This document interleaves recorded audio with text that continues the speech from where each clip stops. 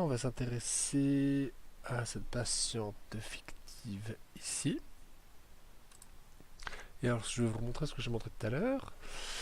Quand on clique sur la ligne, du coup, on a un résumé alors déjà, du rendez-vous et de la prise en charge. On voit que pour cette patiente, elle en est au stade prise de rendez-vous. Une fois que tous les rendez-vous seront pris, ça avancera. Là, on a l'avancement pareil qui est marqué ici.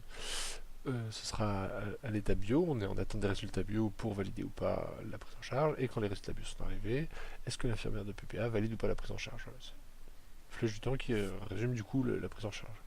Dans l'aide à chaque fois, c'est un carton d'aide classique. Les commentaires, ça c'est les commentaires qu'il y a là, je vais aller voir ce patient là, c'est des commentaires, ça apparaît ici, un commentaire, voilà, ça c'est un commentaire test pour vérifier, c'est pas très important.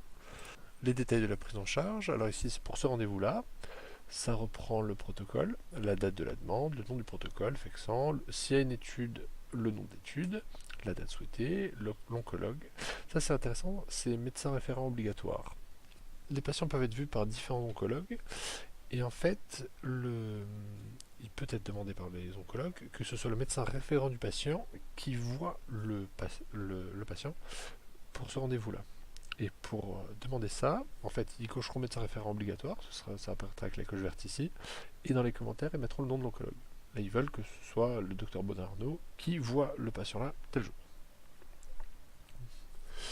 Le type de consultation, une consultation pulmonaire, l'unité primo B, et les informations complémentaires. Ça, c'est un commentaire spécifique à la ligne.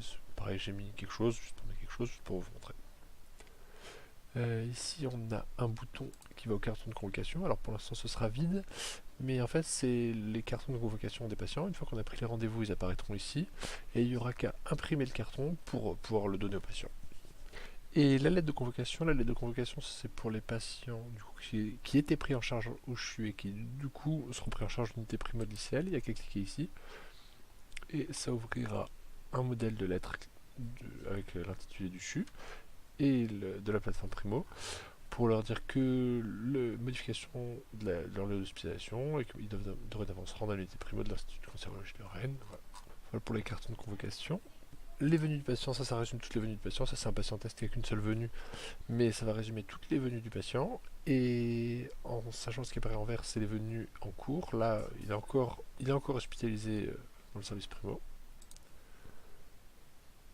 Le formulaire de la prise en charge, ça c'est une autre vue différente qui résume la prise en charge avec l'identité du patient. Là on a le primo en cours depuis on peut modifier cette prise en charge, les rendez-vous demandés.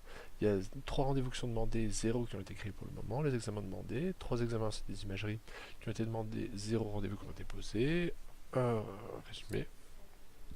Les rendez-vous, voilà, les demandes de rendez-vous en cours. Une fois qu'ils auraient été demandés, la couleur changeront et ils apparaîtront clôturés. Ce sera des hachures rouges qui changeront de rendez-vous à rendez-vous.